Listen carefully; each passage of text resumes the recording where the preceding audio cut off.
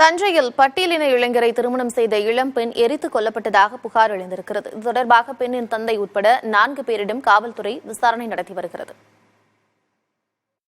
பட்டுக்கோட்டை அருகே பூவாலூரைச் சேர்ந்த பட்டியலின இளைஞர் நவீனும் அதே ஊரைச் சேர்ந்த ஐஸ்வர்யாவும் திருப்பூரில் பணியாற்றிய போது காதல் திருமணம் செய்துள்ளனர்.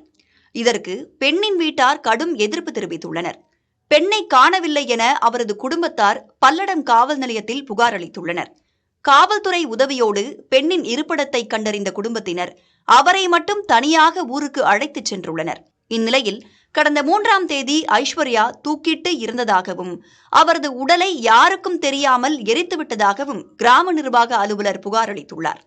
இதனிடையே ஐஸ்வர்யாவை எரித்துக் கொன்றதாக அவரது குடும்பத்தினர் மீது காதல் திருமணம் செய்த நவீன் வட்டாத்தி காவல்துறையில் புகார் அளித்தார்.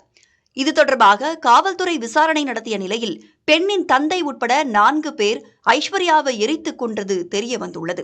இதனையடுத்து பெண்ணின் தந்தை உட்பட 4 பேரை பிடித்து காவல்துறை விசாரணை நடத்தி வருகிறது.